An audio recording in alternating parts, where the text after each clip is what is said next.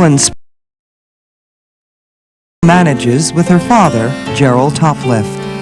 Her maternal forebears started the farm in the mid-1800s, and ancestors from both sides of her family have held the deed since then.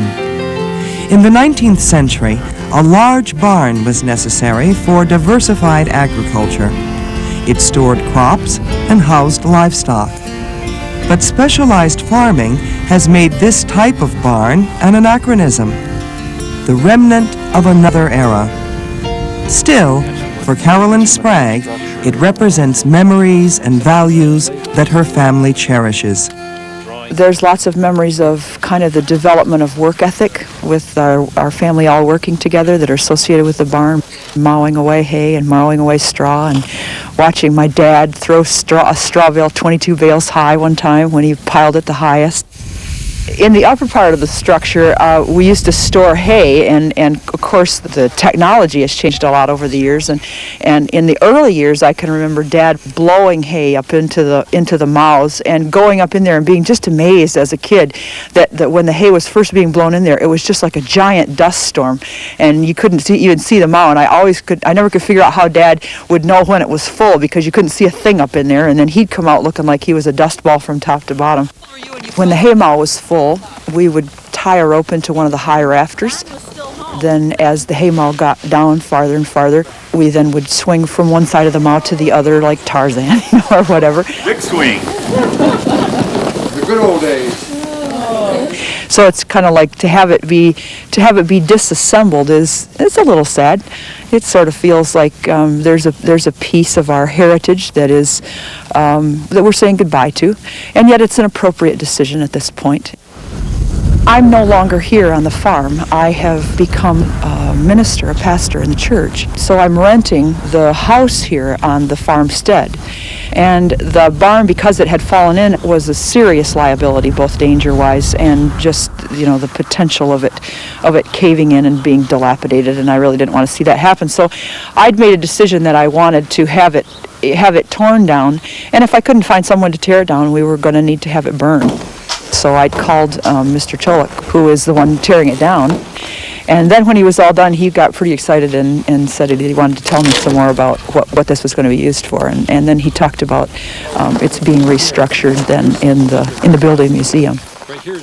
It's sort of like a piece of history is we're saying goodbye to a piece of history, and yet the memories that it holds for us and the ways in which it helped us to learn how to live life can't be taken away, no matter whether the barn falls down or not. I mean, we still will be diligent in being people who know how to work, and we will be people who have understood what it means to swing on the rope in the barn and play.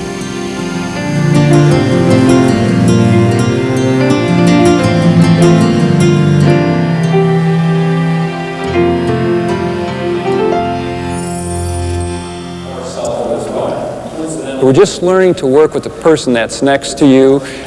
This is one of the things about barn raising. When barns were put up, it was a chance for neighbors to get together and work together. And that's what we're going to try to do here today, share an experience that many of you won't get a chance to do the rest of your lifetime.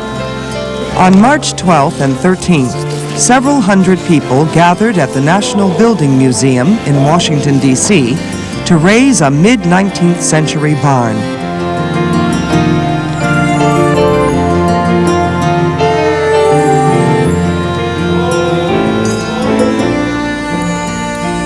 The barn stood for over a century and a half on a farmstead near Lansing, Michigan. In preparation for its move to the building museum, barn builder and restorer Dave Chowick carefully dismantled the structure piece by piece.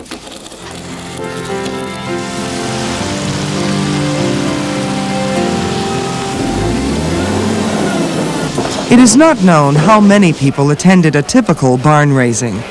In fact, barns were designed so that they could be raised by only a handful of people: a carpenter, the farmer, the farmer's family, and a few hired hands. Watch the oven doesn't slip off. Nice and slow. In order to make a living at farming, farmers needed to have their barns in place as soon as possible. Sometimes, a farm family called on their neighbors, and the community would gather for a 1 or 2 day raising. In sparsely populated areas, such a rare gathering became a social event. Ready, lift. Pikes ready, pikes in. When we came in, everything was lying on the ground. It didn't look like it was going to be very big or very high, very tall. And then we all got together and brought the ropes up and brought the pikes up. That was a bit exhilarating, the first wall. This barn is going to be a sidewall barn raising. And what that means is that we're going to raise 2 long sidewalls, the 44-foot sidewalls. Easy does it, slow. The beams weigh about 1,500 pounds. Total, the whole wall will weigh over 2 tons.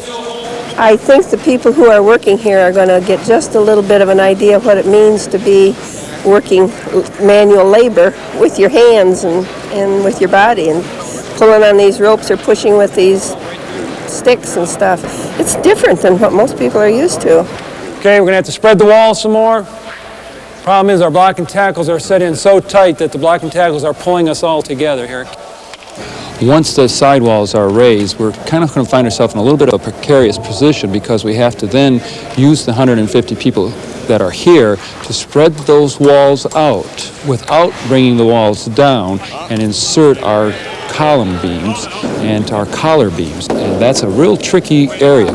Put a peg in there, and the peg will draw it. That's close enough. Once we put our collar beams in, the first collar beam, which will be the most difficult thing to do, will be secure, and we can really relax a little bit and enjoy the barn raising. Your post and beam themselves are not held together with nails. You'd have to have some awfully large nails. You use mortise, which are some holes, if you will, and tenons, which would fit in the hole. In the old days, they used wooden pegs to attach some of the major joints. People used the tools that were basically very rustic, like the large mallets, to drive their pegs. Once those roof rafter support columns are in place, we're then able to receive the rafters.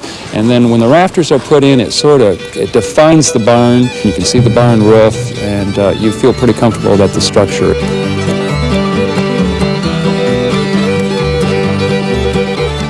Well, there probably isn't a better experience than this. It's one thing to raise a barn inside another structure where people can get up on another level and look at it from up there. You look down here on the floor and watch them constructing this, you really see it in action and realize how much of our country was done by community social action. It's an interesting way for a community to get together and do something, feel good about it when you walk away from it, something you'll always remember. I wanted to be a carpenter when I was a little girl, so this is kind of probably the closest I'll get to it. I'm very surprised at how quickly people understand how they have to work together as a team. It was like we were all neighbors, and it seems good because you don't find that unity in society anymore. Well, this is a part of our culture. This is a part of American history, and it's an icon for me to probably a romantic time, a simpler time. They all want to preserve that piece of Americana. They all sense that there's something good about the past and it's worth holding on to. The rebuilding of these structures with the help of hundreds of people really bonds you with the people who built these barns 100 years ago. The fact that we use the old tools, the same tools that they used, give us a real feeling of connection with the craftsmen who originally built the structures.